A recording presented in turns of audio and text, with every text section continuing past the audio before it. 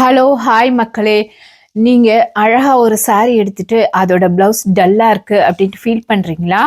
இல்ல உங்களோட பாடி டைப்க்கு எந்த மாதிரி ப்ளவுஸ் போடணும் அப்டின்னு சொல்லிட்டு உங்களுக்கு கன்ஃப்யூஷனா இருக்கா?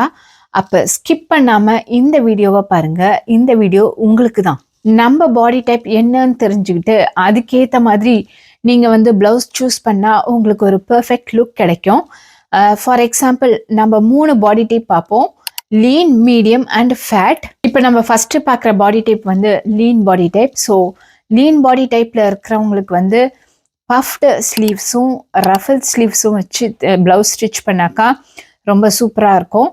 அதே மாதிரி அவங்களுக்கு ஹை நெக்கும் போட் நெக்கும் வச்சு ப்ளவுஸ் ஸ்டிச் பண்ணால் இன்னுமே பர்ஃபெக்டாக இருக்கும். இப்போ நம்ம ரெண்டாவது பார்க்க போகிறது medium body type people.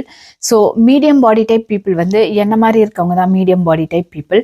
So அவங்களுக்கு என்ன சூட் ஆகும்னாக்கா ஸ்லீவ்லெஸ் ப்ளவுஸஸும் கோல்டு ஷோல்டர் டைப் ப்ளவுசஸ் தான் அவங்களுக்கு சூட் ஆகும். அவங்களுக்கு நல்லா வெல் ஃபிட்டட் ப்ளவுசஸ் போட்டாக்கா ரொம்பவுமே பர்ஃபெக்டாக. இப்போ நம்ம பார்க்க போகிற பாடி டைப் மூணாவது பாடி டைப். அவங்க யாருன்னாக்கா ஃபேட் பாடி டைப் தான்.